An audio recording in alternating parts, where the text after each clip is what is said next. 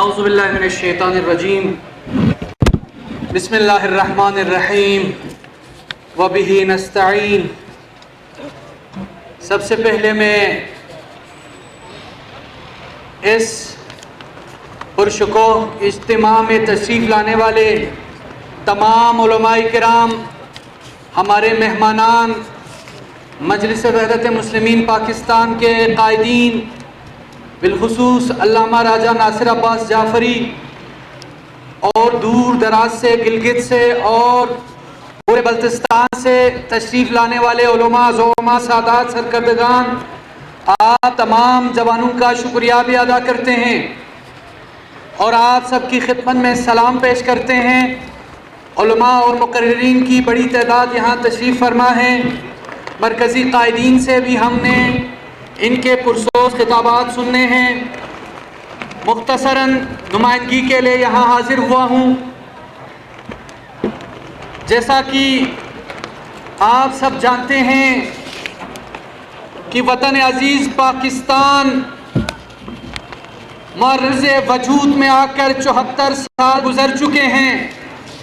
گلگت بلتستان کے غیور عوام نے، گلگت بلتستان کے شجاع عوام نے نہتے ڈوگرا فوج کو یہاں سے مار بھگایا، اس خطے کو آزاد کرایا، نظریاتی بنیادوں پر پاکستان سے الحاق کا خواب دیکھا اور 83,000 اسکوائر کلومیٹر کا رقبہ پاکستان میں شامل کرایا۔ اس وقت کے شہداء سے لے کر آج تک کے شہداء نے اپنے پاکیزہ لہو سے اس خطے کی اور وطن عزیز پاکستان کی آبیاری کی۔ ہمارے اسلاف نے، بزرگان نے، مجاہدین نے جنگ لڑی، اس خطے کو آزاد کرایا تاکہ وطن عزیز پاکستان کا آئینی حصہ بنے۔ یہ دنیا کی پہلی اور واحد تحریک ہے جو الحاق کے لیے چل رہی ہے۔ اس تحریک میں وفاقی حکومتوں نے، جماعتوں نے کبھی گلگت بلتستان کی نہیں سنی، کبھی یہاں کے عوام کی نہیں سنی، یہاں کے عوام کے مطالبات پر کبھی غور نہیں کیا۔ قدرت کے یہاں پر موجود وسائل کا استعمال تو بے تحاشا کیا گیا، بے دریغ کیا گیا، لیکن اس خطے کو مین سٹریم میں شامل کرنے، قومی دائرے میں شامل کرنے کی جب بھی نوبت آتی ہے، کبھی کشمیر کاز کو نقصان پہنچانے کے نام پر اس خطے کو لپیٹ لیا جاتا ہے، اس خطے کو حقوق نہیں دیے جاتے ہیں، اور تو کبھی رجیم چینج کی زد میں آ کر گلگت بلتستان کے عوام کا 70 سالہ وہ خواب آج تک پورا نہیں ہو سکا ہے۔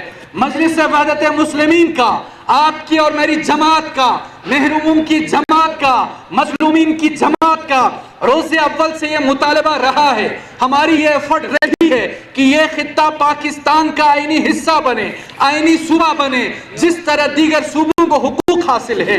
ہمیں بھی سینٹ میں نمائندگی ملے، ہمیں بھی قومی اسمبلی میں نمائندگی ملے، ہمیں بھی مشترکہ مفاداتی کونسل میں حصہ ملے، ہمیں بھی NFC ایوارڈ میں حصہ ملے، لیکن ہمیشہ ٹالتے رہیں، جھوٹ بولتے رہیں، اس عوام کے ساتھ دھوکہ دیتے رہیں۔ میں عوام تک یہ پیغام دینا چاہتا ہوں، ہم مجروح ہیں، ہم زخمی ہیں، ہم نے اس الیکشن میں بھی ایفرٹ کی تھی، وفاقی حکومت نے، پاکستان تحریک انصاف کی قیادت نے بھی نہ صرف وعدہ کیا تھا، مسودے کی تیاری ہوئی، آئینی حقوق ملنے جا رہے تھے، لیکن نہیں معلوم وہ کون سی ہوا چلی جو آپ کے سامنے ہے۔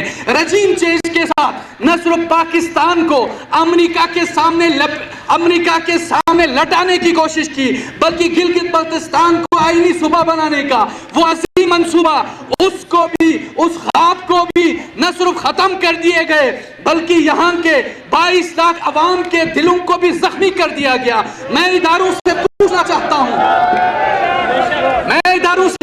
چاہتا ہوں، چھوٹی چھوٹی باتوں پہ امریکہ کا یار ہے،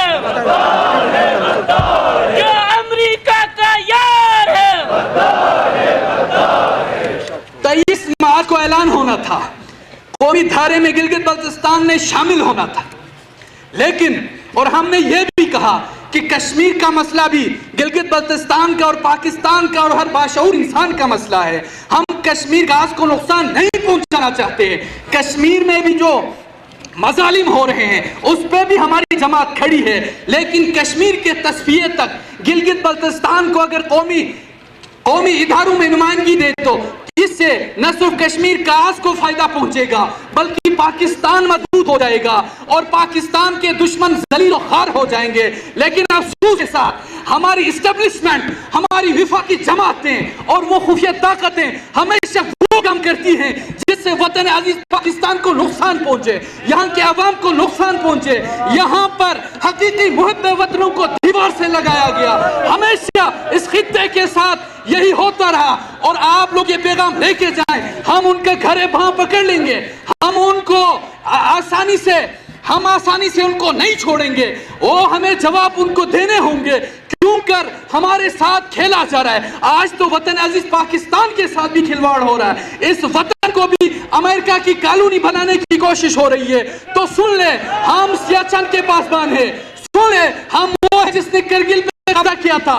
کرگل وال میں ہمارے جوانوں نے اور ہمارے فوجوں نے قبضہ کیا تھا. میں سوال رکھنا چاہتا ہوں، وہ کون سے مسائل تھے جس کی وجہ سے آپ نے سمجھوتا کیا؟ ہمارے شہداء کے خون کی کیا قیمت لی تھی؟ یہی حکومت تھی جو برسر اقتدار تھی. ہمارے جوانوں نے انڈیا کے اندر جا کر آپریشن کیے، کرگل کو آزاد کرایا. لیکن وہ کون سی قیمت تھی جس کے عوض تم نے فوج کو واپس بلایا؟ خواہ وہ آپریشن ضرب عزب ہو، خواہ وہ آپریشن راہ نجات ہو، وہ کون سا محاذ ہے جس میں میرے خطے کے عوام نے وفاداری کا مظاہرہ نہ کیا ہو اور صف اول میں کردار ادا نہ کیا ہو اور تم مشکوک نظروں سے ہمیں دیکھتے ہو؟ آج میں کہنا چاہتا ہوں، میرے عوام کو کہنا چاہتا ہوں، غدار وہ لوگ ہیں، وہ طاقتیں ہیں، وہ ادارے ہیں اس وطن کے جنہوں نے 74 سالوں میں اس خطے کو محروم رکھا. میرا مشرقی پاکستان توڑوا دیا. پاکستان بچائیں گے،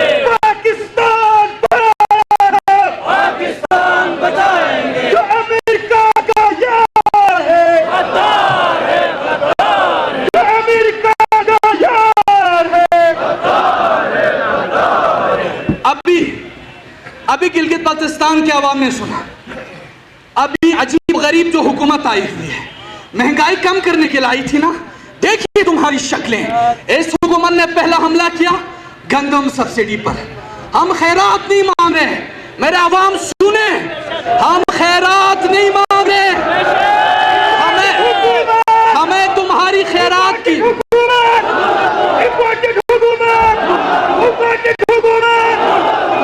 ہمیں تمہاری خیرات کی ضرورت نہیں ہے. ہمیں تمہاری صدقات کی ضرورت نہیں ہے. ہمارے جتنے وسائل ہیں گلگت بلتستان کے صدقات تم کھا رہے ہو. میں بتانا چاہتا ہوں، وطن عزیز پاکستان سیراب نہیں ہوتا اگر دریائے سندھ یہیں سے نہیں بہتا. 70% پاکستان کے زرعی جو زمینیں ہیں وہ گلگت بلتستان سے آباد ہوتی ہے. میں آپ کو یہ پیغام دینا چاہتا ہوں، اگر ہمیں NFC ایوارڈ میں حصہ دیا جاتا تو کم از کم 2 گنا یعنی 100% زیادہ ہماری بجٹ ہوتی. پہلا حملہ کیا گندم سبسڈی پہ، دوسرا حملہ ہماری بجٹ کٹوتی پہ تم حملہ کرنا چاہتے ہو اور تم یہ سمجھتے ہو کہ ہم خاموش رہیں گے. یہ تمہاری بھول ہے. تم یہ سمجھتے ہو کہ ہمیں اقتدار کا اور اختیار کا نشہ ہے. یہ تمہاری بھول ہے. ہم ہر صورت میں اس خطے کے عوام کے حقوق کا دفاع کرتے رہیں گے. ہم اس خطے کے لیے لڑتے رہیں گے. تم ہمیں نہ ڈرا سکتے نہ جھکا سکتے. اور سن لو، بس کرے یہ مظالم، بس کرے وطن عزیز کے ساتھ کھیلنا، بس کرے اس خطے کے ساتھ کھیلنا. اور ہر محاذ پہ ہمارے عوام، ہر جگہ پہ ہم تمہیں بتا دیں گے اور بتانا چاہیں گے کہ جس طرح تم نے پاکستان میں کیا، یہاں پر بھی تم یہ چاہتے ہو. تم یہ سمجھتے ہو حکومتیں گھرا کر اس خطے کی ڈیولپمنٹ کو روک کر جمہوری بساط کو لپیٹ کر تم بڑے پھندے خان بننا چاہتے ہو. تو سن لو، جس طرح پاکستان میں اس رجیم چینج میں جو عناصر موجود ہے ان کا جو حشر، جو تذلیل، جو تحقیر ملک بھر میں ہوا، وہ سیاچن کے محاذ پر بھی ہوگا، وہ کیٹو کے اوپر بھی ہوگا، وہ گلگت چھنگو میں بھی ہوگا. ہم تمہیں رسوا کر دیں گے، ہم تمہیں ذلیل کر دیں گے. ہم اس خطے کو کبھی بھی محروم نہیں ہونے دیں گے. تم چاہتے ہو, تم یہ سمجھتے ہو یہاں کی ڈیولپمنٹ روک کر اس خطے کی خدمت کر رہے ہو. شرم آنی چاہیے. تم تو کہتے تھے ہم گلگت بلتستان کے امین ہیں, ہم گلگت بلتستان کے تحفظ کے لیے کھڑے, ہم گلگت بلتستان میں ترقی چاہتے ہیں. تمہاری ترقی یہ ہے کہ عوام کے منہ سے نوالا چھین لے, تمہاری ترقی یہ ہے کہ ڈیولپمنٹ پروجیکٹس کی سکیموں کو روک لے. اس سال صرف ایک project P S C B میں نئی سکیم شامل ہو گئی. پچھلے سال کی سکیمیں آپ اٹھا کے دیکھیں, پچھلے سال کی جو کوششیں ہیں ڈیولپمنٹ کے حوالے سے پاکستان تحریک انصاف کی وفاقی حکومت کی طرف سے, وہ ڈیولپمنٹ دیکھیں. اس سال کی نئی سکیموں کی حالت آپ دیکھیں, اس سے ان کے پول کھل جاتے ہیں کہ گلگت بلتستان کے ساتھ یہ لوگ کتنا ہمدردی رکھتے ہیں.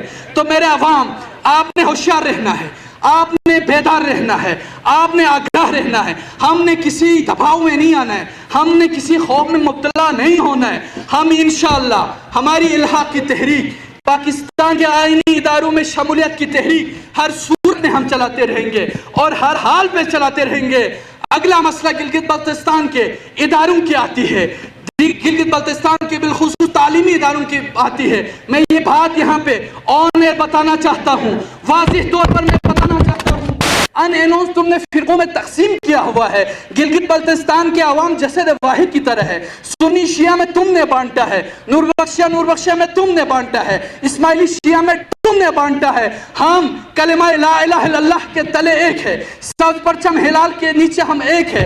تم ہم اینونس ڈویژن کرنا چاہتے ہو اور ہم پر یہ الزام لگاتے ہو. ہم کوئی میرٹ کی بات کرتے ہو, تم یہ کہتے ہو کہ فلان شیعہ نہیں ہے, فلان سنی نہیں ہے, فلان اسماعیلی نہیں ہے. تم ان کے سہارے اس خطے کو برباد کرنا چاہتے ہو. تو سن لو, ہم نے آج تک سیکٹرین بنیادوں پہ کبھی ہم نے اناؤنسمنٹ نہیں کی, کبھی ہم نے تقاضے ڈیمانڈ نہیں کیے. ڈیویژنز تم نے کی ہیں, تقسیمات تم نے کی ہیں, آئندہ ہم تقسیم کرنے نہیں دیں گے. بات چلتی ہے بلتستان یونیورسٹی کی, پہلی اگلوتی یونیورسٹی ہے, کتنی مشکلوں سے یونیورسٹی بنی ہے, 74 سال بعد یونیورسٹی بنی ہے, قومیں تعلیمی اداروں سے بنتی ہیں. آج دیکھیں ایک بندے کو جو 3 سال گزار چکے, 1 سال تم نے ایکسٹینشن دی, مزید تم یہاں تھوپنے کے لیے جس طرح کوششیں کر رہے ہو, کیا اس کے بغیر یونیورسٹی نہیں چل سکتی؟ کیا یہ اتنا ناگزیر آدمی ہے اور تم اور تمہارے ادارے اس کے پیچھے سیسا پلائی ہوئی دیوار بن کر کھڑے رہ کر تم کیا پیغام دینا چاہتے ہو؟ تم یہ سمجھتے ہو یہاں کے عوام غلام ہے, اور تم یہ سمجھتے ہو کہ یہاں کے عوام کو تم اشاروں سے چند لوگوں کو فیسلیٹیٹ کر کے ان سے حق بات چھین لیں گے. یہ تمہاری بھول ہے. میں یہاں پر عوام کے سامنے آج نہیں, آج سے بہت پہلے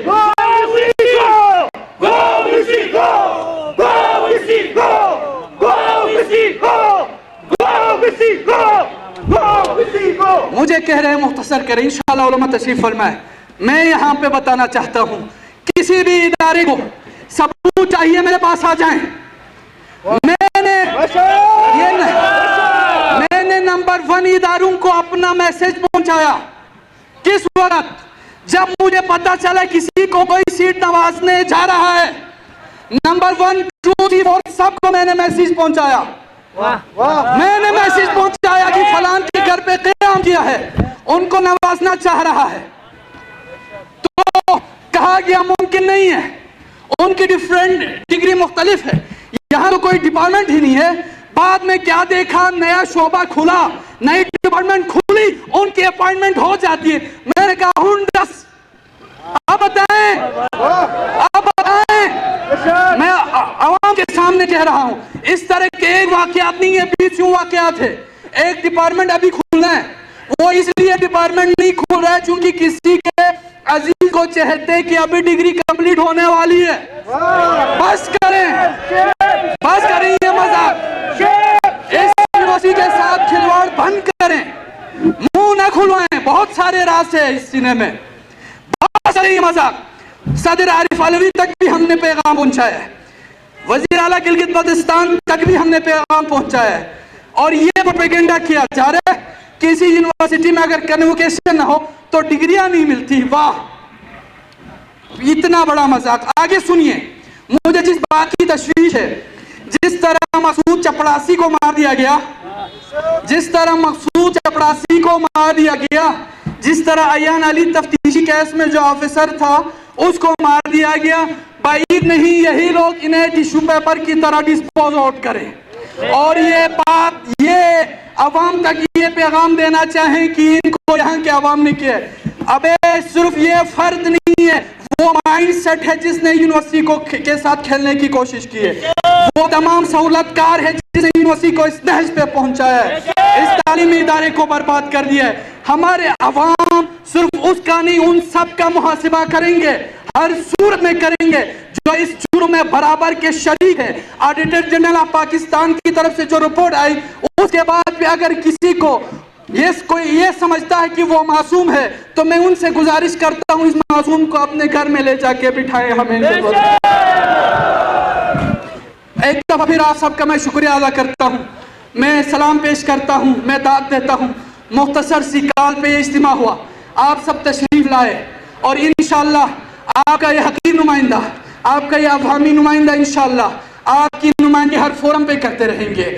ہمیں یہ بتایا جاتا ہے تم سخت باتیں مت کرو، آئندہ الیکشن میں آنا ہے.